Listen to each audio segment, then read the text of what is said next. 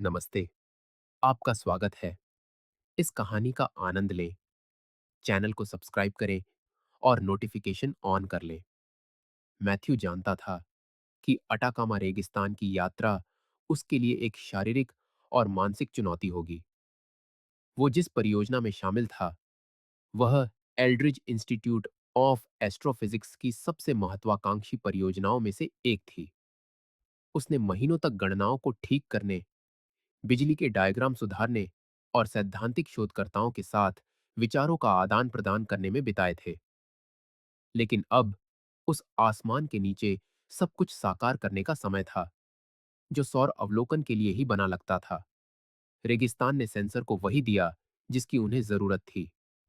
एक साफ आसमान, बिना नमी के, जहां कोई हड़बड़ी नहीं थी और समय जैसे खिंच सा गया था।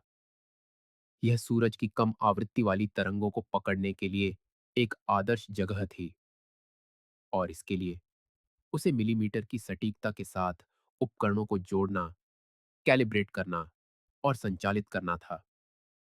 यहां गलती या ध्यान भटकने की कोई गुंजाइश नहीं थी। पहले कुछ दिनों में मैथ्यू ठीक से सो भी नहीं पाया। उसका शरीर सूखे और शुष्क हालातों के साथ तालमेल बिठा रहा था, लेकिन उसका दिमाग अपने काम पर केंद्रित था। उसके द्वारा लगाया गया हर एक पुर्जा, उसके द्वारा निगरानी किया गया हर एक डेटा पॉइंट टीम को वैज्ञानिक सफलता के और करीब ला रहा था। हालांकि वह तकनीकी बेस पर अकेला था, लेकिन वह कभी-कभी कॉल के जरिए शोधकर्ताओं के संपर्क में रहता था। इंटरनेट का सिग्नल कमजोर था, इसलिए टेक्स्ट मैसेज ही बातचीत का मुख्य जरिया बन गए थे, खासकर उसकी पत्नी लिंडा के साथ। वो कुछ ही शब्दों में जवाब देती थी। कभी-कभी वह आसमान की एक तस्वीर भेजता, प्रगति पर एक छोटी सी टिप्पणी करता, एक प्यार भरा वाक्य लिखता, और जवाब में सिर्फ एक इमोजी, एक कूल या ठीक है प्यार आता।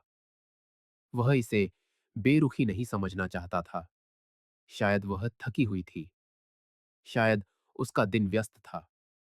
उसने खुद को यह सोचने पर मजबूर किया कि सब कुछ सामान्य है, कि लोगों का हर समय बात करने का मन नहीं करता। फिर भी उसके अंदर कुछ बेचैन था। शुरुआत में उसे लगा कि यह सिर्फ घर की याद है। बाद में उसे एक अलग तरह की, ज्यादा गहरी दूरी महसूस होने लगी।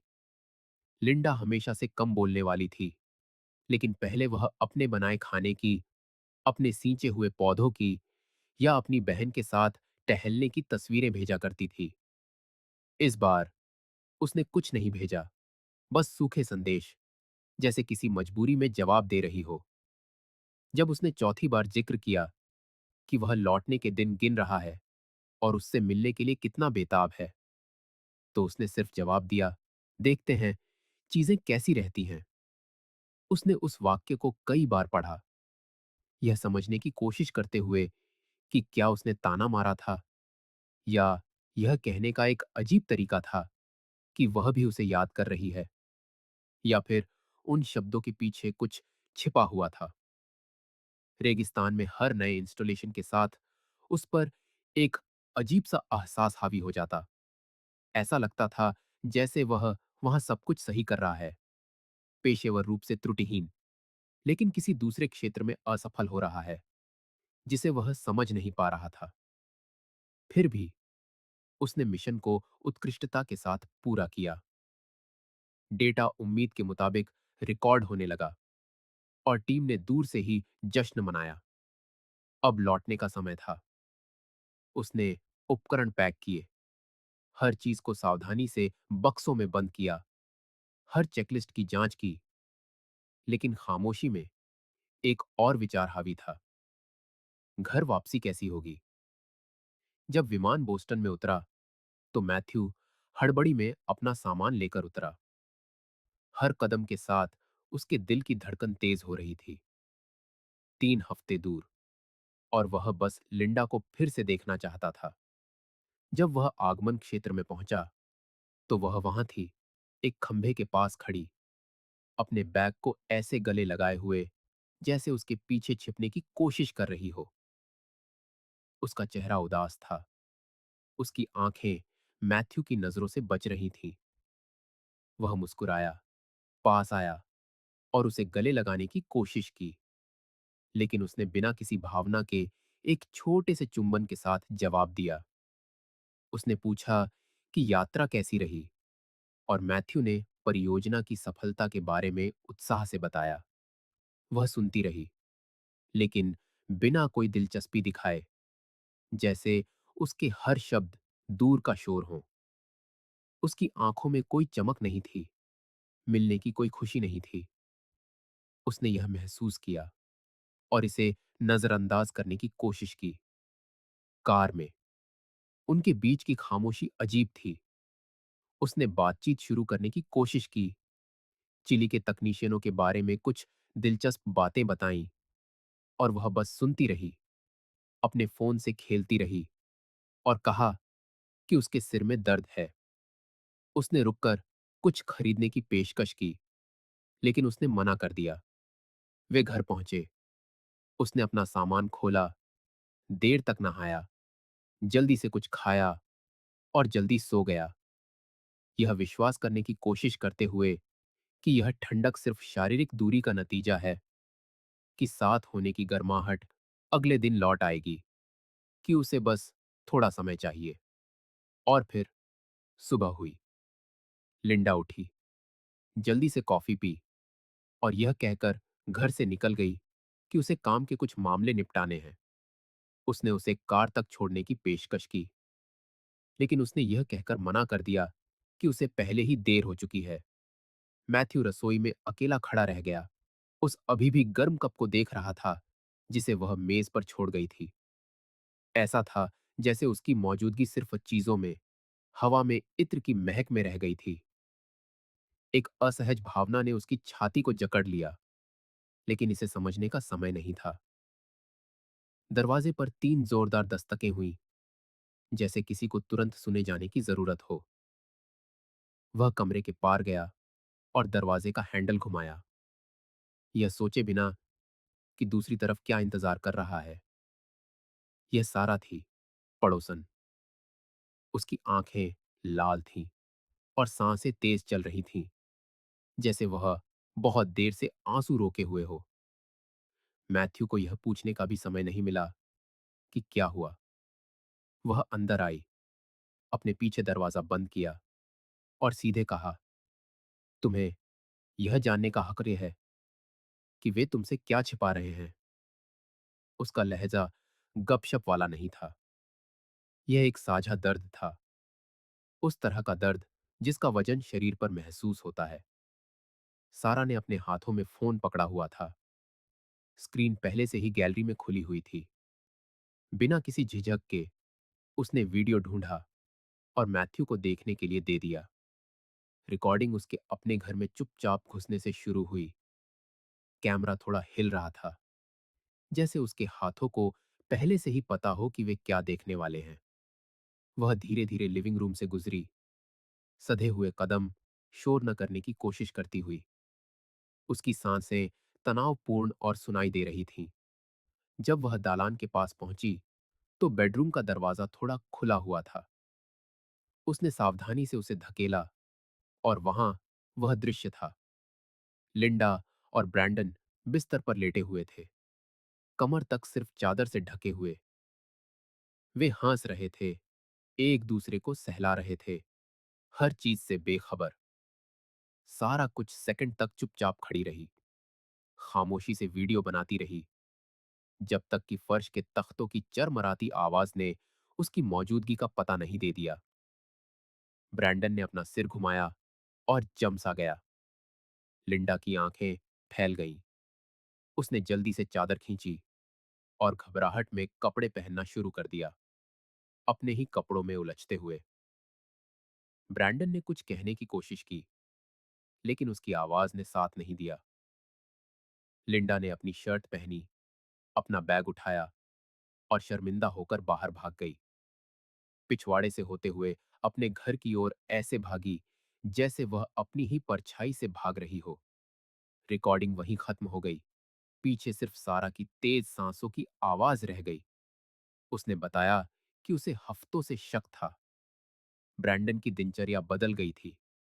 वह ऐसी मीटिंग्स का बहाना बनाता जो होती ही नहीं थी, देर से घर आता और अपना फोन उल्टा करके घूमने लगा था। जब सारा ने कहा कि वह 2 दिन अपनी मां के साथ बिताएगी, तो सारा को लगा कि यह अपने शक को परखने का सही मौका है। उसने यात्रा करने का नाटक किया, लेकिन 2 ब्लॉक दूर अपनी बहन के घर में छिपी रही। उसने देर शाम तक इंतजार किया और चुपके से अपने घर में घुस गई। उसने जो देखा, उसने सब कुछ साफ कर दिया। वे दोनों एक साथ, उसके बिस्तर पर, जैसे यह दुनिया की सबसे स्वाभाविक बात हो। सारा ने वीडियो रिकॉर्ड कर लिया। तब से वह मैथ्यू को बताने की हिम्मत जुटा रही थी, और अब जब वह वापस आ गया था, तो वह जानती थी कि वह इसे और नहीं छिपा सकती। मैथ्यू ने बिना एक शब्द कहे अंत तक वीडियो देखा। आंखें टिकी हुई, हाथ कांप रहे थे। यह सिर्फ लिंडा की किसी दूसरे आदमी के साथ की तस्वीर नहीं थी। यह इस बात की सच्चाई थी कि उसने यह तब किया था जब वह एक बड़े प्रोजेक्ट के लिए समर्पित था, जब वह बिना सोए दिन बिता रहा था, यह सोचते हुए कि घर लौटना कितना अच्छा होगा। यह एक विरोधाभास था। वह दुनिया के दूसरी तरफ शादी की मजबूती पर विश्वास कर रहा था, और वह पड़ोसी के कमरे में उनके बनाए हुए सब कुछ को तोड़ रही थी। जब वीडियो खत्म हुआ, तो सारा ने बस अपना फोन नीचे किया और इंतजार किया। उसने किसी के लिए माफी नहीं मांगी। वह बस वहीं खड़ी रही, उस खामोशी को साझा करती हुई। मैथ्यू ने एक गहरी सांस ली। उसे अपने विचारों को व्यवस्थित करने की जरूरत थी। उसने इजाजत मांगी, बेडरूम में गया और कुछ मिनटों के लिए खुद को बंद कर लिया। वह बिस्तर के किनारे बैठ गया और ऐसा महसूस हुआ जैसे जमीन खिसक रही हो। पिछले कुछ दिनों में उसके हर हाव भाव का अब मतलब समझ में आ रहा था।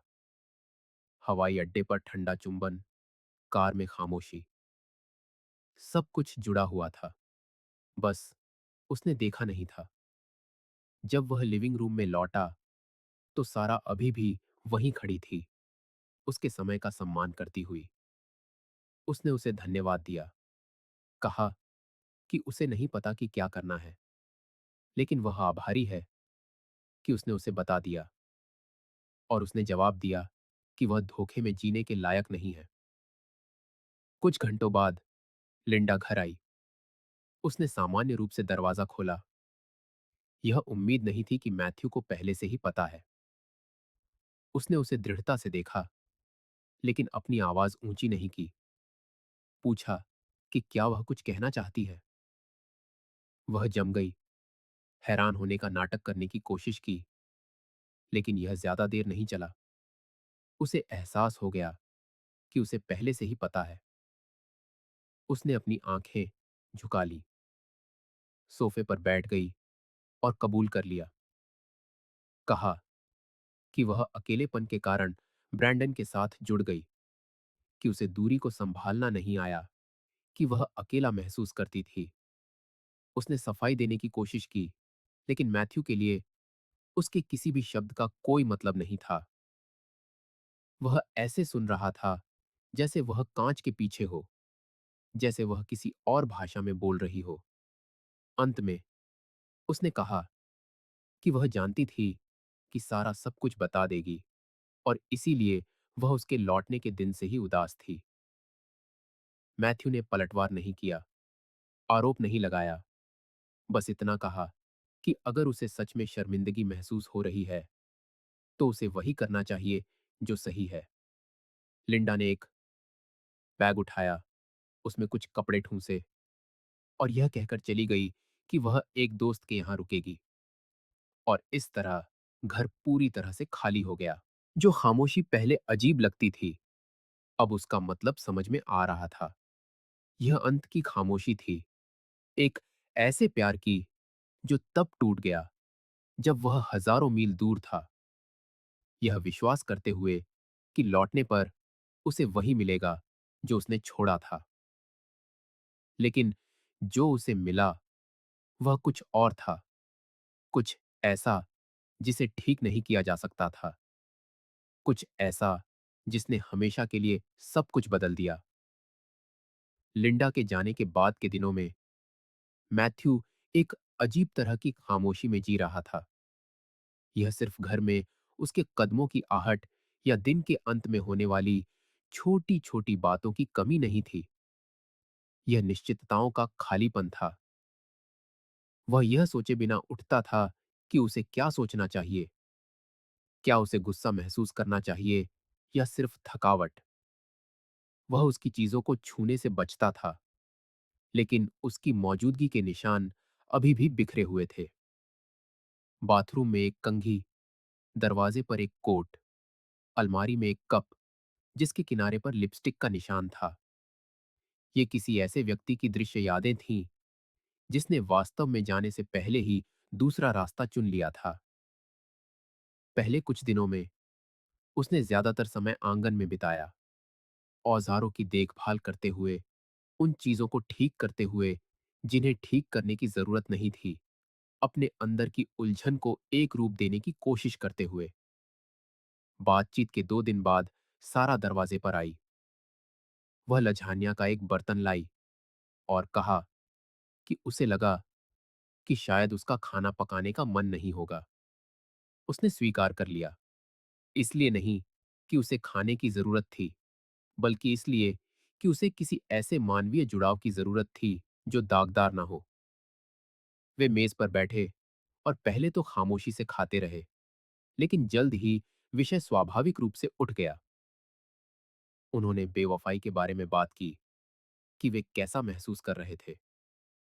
सारा ने कहा कि शक तब शुरू हुआ जब ब्रैंडन ज्यादातर घर से बाहर रहने लगा, हमेशा झूठे बहानों के साथ।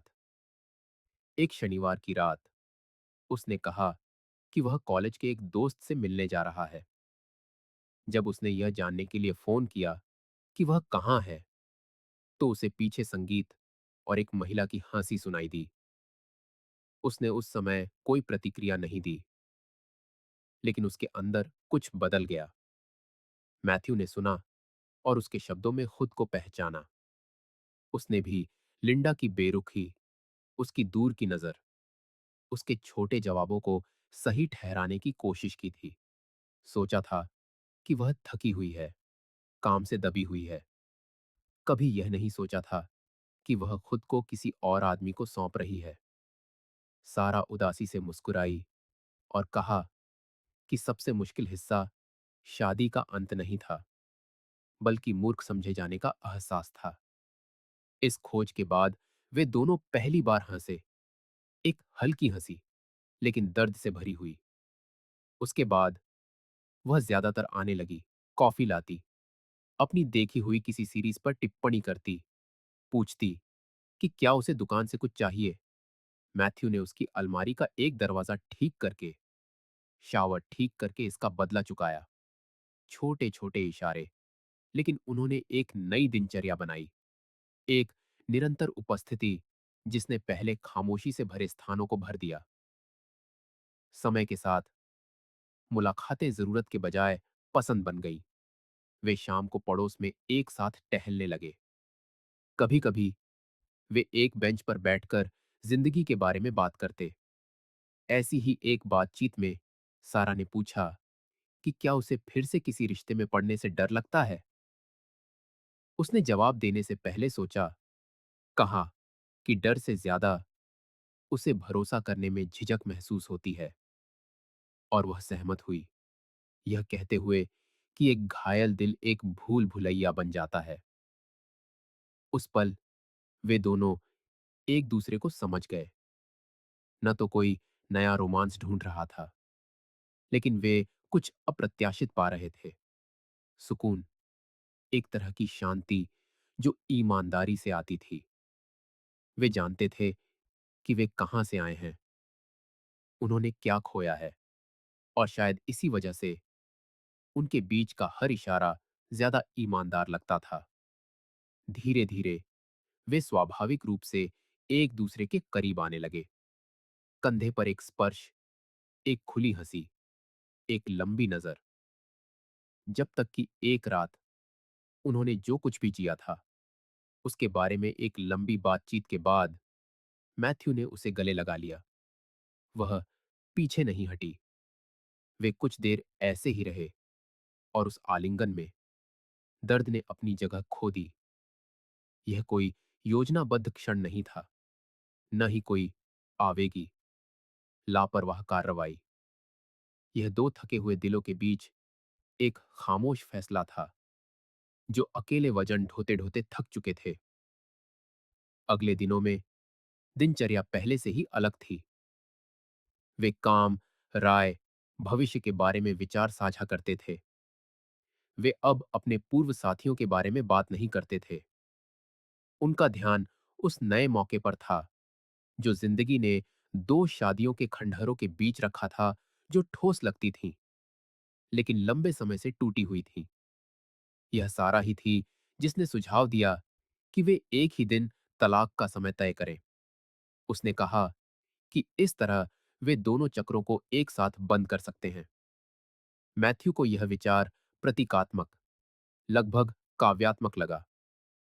उन्होंने अपने वकीलों से संपर्क किया और शहर के एक ही कोर्ट हाउस में कुछ मिनटों के अंतराल पर अपॉइंटमेंट तय किए।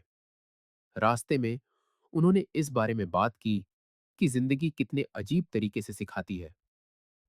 महीनों पहले उनमें से किसी ने भी वहां होने की कल्पना नहीं की थी, लेकिन अब वे थे, और सब कुछ के बावजूद वे शांत थे। कार रुकी। वे बाहर निकले। हर कोई एक अलग कमरे में गया, कागजों पर हस्ताक्षर किए, और जब वे बाहर आए तो वे अब किसी से शादीशुदा नहीं थे, लेकिन वे एक दूसरे के लिए कुछ थे, और उस पल में फिर से शुरू करने के लिए इतना ही काफी था। मैथ्यू ताजे हस्ताक्षरित तलाक की एक प्रति वाले लिफाफे को हाथ में लिए कमरे से बाहर निकला। जैसे ही वह कोर्ट हाउस के गलियारे से गुजरा, उसने कुछ मीटर आगे सारा को देखा, जो पहले से ही उसका इंतजार कर रही थी। उनकी आंखें एक लंबे शांत पल के लिए मिली, जैसे उस संक्षिप्त खामोशी में उन्होंने वह सब कुछ कह दिया जो वास्तव में मायने रखता था। वह उसकी ओर बढ़ा और मजबूती से उसका हाथ पकड़ लिया। दोनों जानते थे कि उस इशारे का क्या मतलब था। उन्होंने पीछे सिर्फ एक शादी नहीं छोड़ी थी, बल्कि झूठ, संवादहीनता और चूकों पर बनी एक जिंदगी छोड़ी थी। अब वे स्वतंत्र व्यक्तियों के रूप में बाहर निकले, लेकिन खाली नहीं।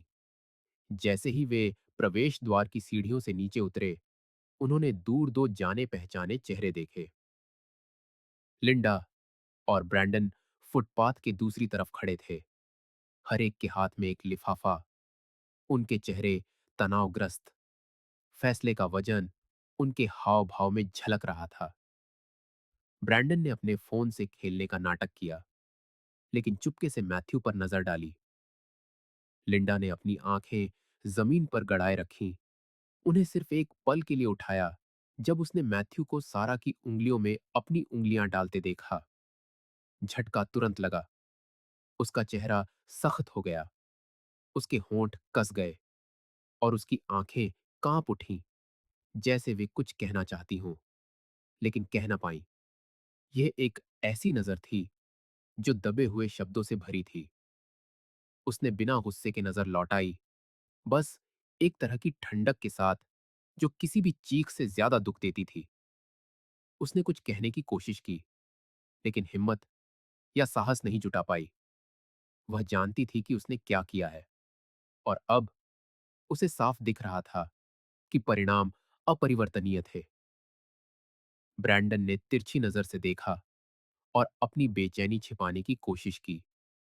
शायद किसी समय उसने विश्वास किया होगा कि लिंडा के साथ उसका रिश्ता इस अफेयर से आगे कुछ देगा, लेकिन वहां उसके बगल में एक समाप्त हो चुकी शादी के दस्तावेजों के साथ, और दोनों के बीच किसी भी स्नेही इशारे के बिना, सब कुछ हास्यास्पद लग रहा था। ब्रैंडन ने लिंडा का हाथ नहीं पकड़ा। उसने बदले में अपनी बाहें बांधे रखीं और अपना शरीर थोड़ा अलग रखा। वे एक जोड़े की तरह नहीं लग रहे थे। वे एक ही अपराध बोध, एक ही शर्म में फंसे दो लोगों की तरह लग रहे थे। और मैथ्यू और सारा को वहां से ऐसे निकलते देखना, जैसे वे एक नई सांस लेकर जा रहे हों, उन्हें अपनी ही परछाई के सामने और भी छोटा कर गया। सड़क पार करते समय मैथ्यू और सारा बिना एक शब्द कहे उनके पास से गुजरे, लेकिन दृश्य ने सब कुछ कह दिया। उन्हें उकसाने, उंगली उठाने या आरोप लगाने की जरूरत नहीं थी। उनकी एक साथ उपस्थिति, हाथ में हाथ डाले, गरिमा के साथ और बिना किसी बोझ के निकलना लिंडा को मिलने वाला सबसे कठिन संदेश था। उसने अपनी ही पसंद से शादी को नष्ट कर दिया था और अब वह अपने पूर्व पति को उस महिला के साथ आगे बढ़ते देख रही थी जिसे उसने धोखा दिया था। दुनिया घूमती है और कभी-कभी यह तेजी से घूमती है। लिंडा ने अपनी छाती को कसता हुआ महसूस किया, जैसे कुछ बहुत देर से फाड़ा गया हो। उसने मैथ्यू को पुकारने की कोशिश की, लेकिन उसकी आवाज नहीं निकली। वह उसके पीछे भागना चाहती थी, लेकिन उसके पैर जमीन से चिपक गए थे। चीजों को ठीक करने का जो समय उसके पास था, वह बीत चुका था और अब बस यह देखना बाकी था कि उसने खुद क्या किया था। कार तक चलते हुए मैथ्यू ने सारा का हाथ थोड़ा और जोर से दबाया। उसने आधी मुस्कान के साथ उसकी ओर देखा और धीमी आवाज में कहा कि ऐसा लगता है जैसे एक भारी चक्र का अंत हो गया है। उसने जवाब दिया कि हाँ, लेकिन यह सिर्फ अंत नहीं था, यह कुछ अलग की शुरुआत भी थी। उन्हें जल्दबाजी करने या जबरदस्ती करने की जरूरत नहीं थी। उनके पास जो अब था, वह बिना वादों के लेकिन सच्चाइयों के साथ पैदा हुआ था और इतना ही काफी था। उसी दिन लिंडा उस दोस्त के घर लौट आई जहां वह रह रही थी। वह बिस्तर पर बैठ गई, कागजात ड्रेसर पर गिरा दिए और छत को घूरती रही। यादें उसके दिमाग में एक ऐसी फिल्म की तरह आने लगीं जिसे वह रोक नहीं सकती थी। उसने सोचा कि मैथ्यू ने उसे कब प्रपोज किया था, कैसे वह रोजमर्रा की छोटी-छोटी चीजों का ध्यान रखता था, कितनी बार वह बस यह पूछने के लिए जागता रहा कि उसका काम का दिन कैसा रहा। उसने उन संदेशों के बारे में सोचा जो उसने रेगिस्तान से भेजे थे, जिनका उसने कभी जवाब तक नहीं दिया।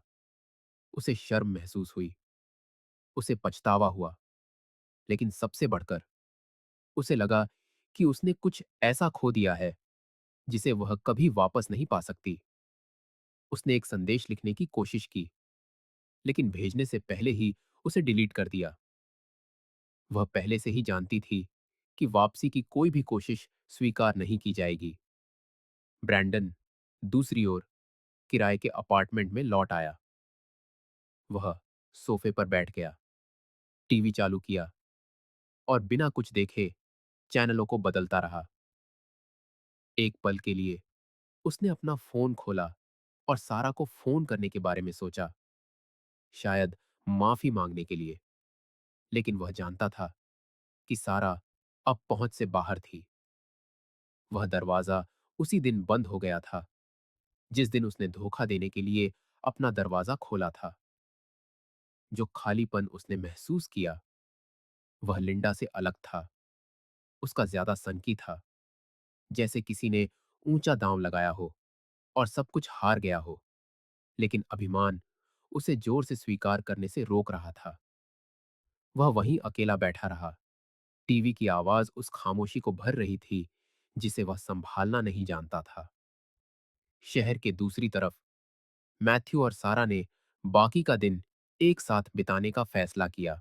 वे एक कैफे में गए, योजनाओं के बारे में बात की, मूर्खतापूर्ण बातों पर हंसे, पुरानी कहानियां साझा की जो उन्होंने एक दूसरे को कभी नहीं बताई थी। ऐसा था जैसे जिंदगी उन्हें एक साफ, ताजा शुरुआत दे रही हो, बिना किसी वजह के, बिना किसी अनिवार्य वादे के, लेकिन संभावनाओं से भरी हुई। उनके बीच हर इशारे में कुछ ऐसा था जिसे वे दोनों भूल चुके थे। सम्मान। और जो कुछ भी उन्होंने जिया था, उसके बाद उन्होंने सीखा कि किसी भी स्थायी चीज की नींव वहीं से शुरू होती है। वो जानते थे कि गुजरे हुए कल को मिटाया नहीं जा सकता, लेकिन वो ये भी जानते थे कि दर्द एक नई शुरुआत को जन्म दे सकता है, बशर्ते आप में बिना पीछे मुड़े आगे बढ़ने की हिम्मत हो। और उन्होंने ठीक यही किया। एक साथ, हाथों में हाथ डाले। यह कोई बदला नहीं था, ना ही कोई जवाब। यह एक फैसला था, उस इंसान के साथ एक नई शुरुआत करने का फैसला, जिसने आपका सबसे बुरा दौर देखा और फिर भी आपके साथ खड़ा रहा। यही तो सबसे बड़ा सबक था। जिंदगी कभी कभी आपको टुकड़ों में तोड़ देती है, सिर्फ यह देखने के लिए कि किसमें इतना सब्र है कि वो बिना कुछ मांगे आपके हर टुकड़े को सुकून से वापस जोड़ दे।